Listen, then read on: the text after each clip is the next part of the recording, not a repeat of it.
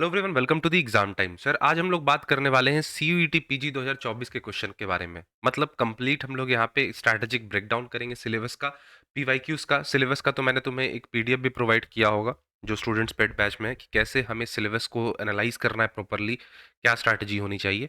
तो आज के सेशन में हम लोग बात करेंगे 2024 के पीवाईक्यूज के बारे में।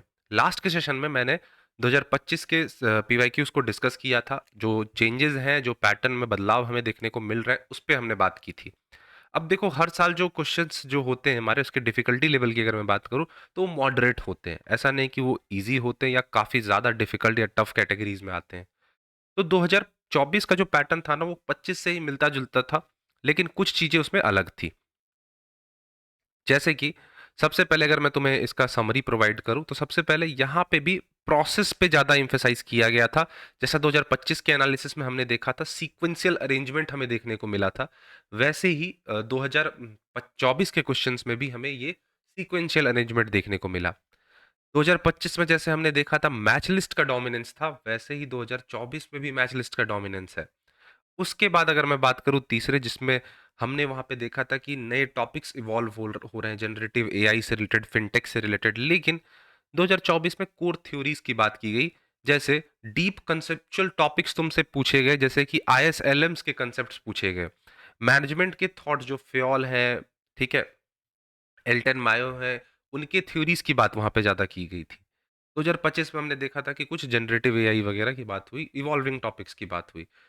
तो अगर हम लोग यहाँ पे वेटेज की ओवरऑल बात करें, तो हमेशा तुम देखोगे मैनेजमेंट ज़्यादा वेटेज कैरी करता है, क्योंकि इसके जो सब्जेक्ट्स हैं, like essentials of management, organisation, office management, ये खुद में ही एक वास्ट सब्जेक्ट हो जाते हैं।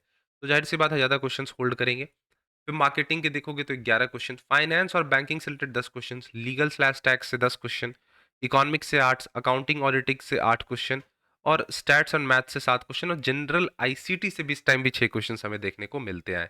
अब भले ही इसे हम लोग ऑफिस मैनेजमेंट नाम दे देते हैं, लेकिन सब्जेक्ट तो अलग है ही। क्रोनोलॉजी ट्रैप अगर तुम सबसे पहले समझोगे, तो यहाँ पे क्वेश्चन नंबर सबके मैंने नंबर्स लिख रखे हैं। क्वेश्चन नंबर 2, 36, 57 और क्वेश्चन नंबर 8, ये सारे ही क्वेश्चन हमारे कैसे थे, क्रोनोलॉजी वाले थे, जहाँ पे स्टूडेंट्स अक्सर फंसते हैं। यहाँ पे तुम देखोगे कैसे डिसीजन मेकिंग का करेक्ट प्रोसेस पूछा गया, सेलिंग प्रोसेस का जो एग्जैक्ट स्टेप्स होते हैं उसमें वो, अकाउंटिंग स्टैंडर्ड्स की बात हुई, इंस्टीट्यूशंस के डेट्स की बात हुई कि कौन से इंस्टीट्यूशन सबसे पहले आए और कौन से इंस्टीट्यूशंस नए आए, मतलब सबसे न्यूली स्टैब्लिश्ड हैं, उसको हमें एक सीक्वेंस में अरेंज करना होता है। तो ये क्वेश्चंस हमें देखने को मिला क्रोनोलॉजी वाले में। तो हमारे लिए इंपॉर्टेंट क्या है, हमारे लिए क्या नोट्स यहाँ पे निकलता है, तो हमें सबसे ज्यादा फोकस करना है, अभी भी 2026 की मैं बात कर रहा हूँ, सीक्वेंशियल वाले क्वेश्चंस पे। 2025 के एनालिसिस में भी मैंने तुम्हें सेम बात बताई। अगर शायद मैं तुम्हें इन जनरल किसी वीडियो में बिना कोई प्रूफ दिखाए तुम्हें बताता, तो शायद तुम नहीं मानते कि सीक्वेंशियल क्वेश्चंस ज्यादा आ रहे हैं हमारे एग्जाम्स में। हमें उस पर फोकस करना चाहिए, क्योंकि स्टूडेंट्स गलती करते हैं वहां पे। लेकिन अगर तुम ये पीवाईक्यू एनालिसिस देखोगे, तो तब तुम्हें बिलीव होगा कि हाँ, कैसे हमारे क्वेश्चंस एग्जाम्स में पुटअप किए जाते हैं। पैटर्न 2, जो कि हमारा मैच अप, मतलब ये मैच द लिस्ट कह लो।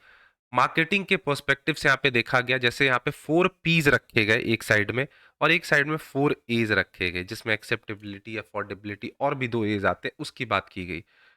तो यहाँ पे एक बायर के पॉइंट ऑफ व्यू को हमें अडॉप्ट करने की कोशिश हमें करना चाहिए, क्योंकि यहाँ पे बोला गया कि हमें जब अगर अपने प्रोडक्ट को टेस्ट करना है मार्केट में, तो कंज्यूमर के पॉइंट ऑफ व्यू को भी देखना होगा। जैसे 4 P's होता है, प्रोडक्ट, प्राइस, ठीक है, प्लेस, प्रमोशन, वैसे ही 4 A's भी होते हैं कि कैसे कस्टमर उसे एक्सेप्ट कर रहा है, क्या उसे वो अफोर्ड कर पाता है या नहीं।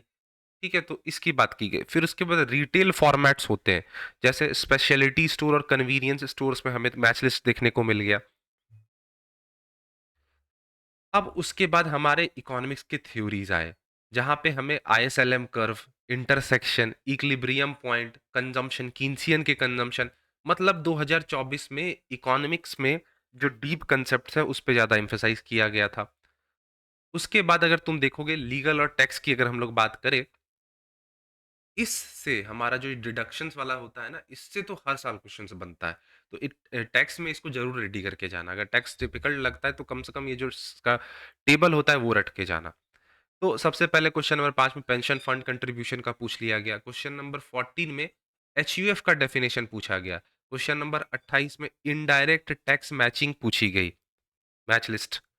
फिर उसके बाद बिजनेस लॉ में तुम देखोगे director identification number, company law में हम लोग पढ़ते हैं इसकी। फिर कौन से कॉन्ट्रैक्ट वॉइड होते हैं, सेल्स ऑफ गुड्स से पूछा गया। मतलब लीगल का भी एक अच्छा वेटेज रहा 2024 के एग्जामिनेशन में। स्टैटिस्टिक्स से तुम्हें न्यूमेरिकल देखने को मिल गए।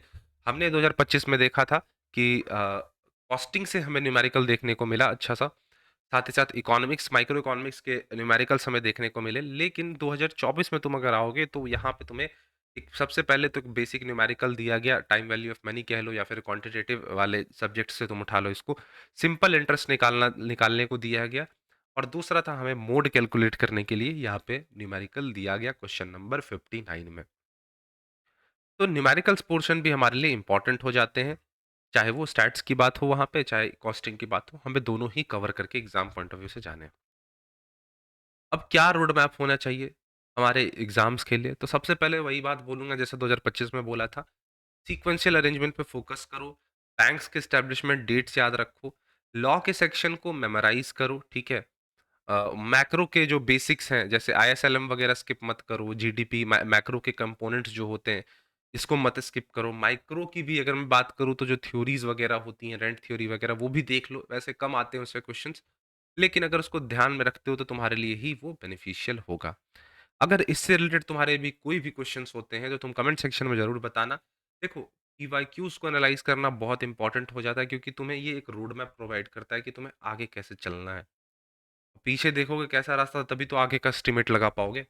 तो अगर तुम्हारी कोई भी क्वेरीज होती तुम कमेंट सेक्शन में जरूर बताना। मैं अभी एक साल के पेपर को और एनालाइज करूंगा जिसमें 2000 अभी हमने 24 किया, 25 किया, दो इसमें मैंने 2023 के क्वेश्चन मैं डिस्कस करूंगा। तो अगर एग्जाम टाइम के कंप्लीट बैच से जुड़ना चाहते हो जहाँ पे तुम्हें कंप्लीट बेसिक से प्रिपरेशन करवाई जाती है सीयूईटी पीजी 2026 के लिए, एमकॉम एंट्रेंस, तो जुड़ सकते हो एग्जाम टाइम के ब्रह्मास्त्र बैच से जो कि एग्जाम टाइम ऐप पे अवेलेबल है। लिंक डिस्क्रिप्शन में है, जाओ डाउनलोड करो ऐप और वहां से कोर्सेज सेक्शन में तुम्हें ये कोर्स देखने को मिल जाएगा। इंटरेस्टेड स्टूडेंट जाके ज्वाइन कर सकते हैं और अपने प्रिपरेशन को स्मूथली बना कर सकते हैं। सो अगर तुम्हारी कोई भी क्वेरी होती तो दिए गए नंबर पे भी तुम कांटेक्ट कर सकते हो। मिलेंगे अपने नेक्स्ट वीडियो में, तब तक के लिए thank you, bye and take care.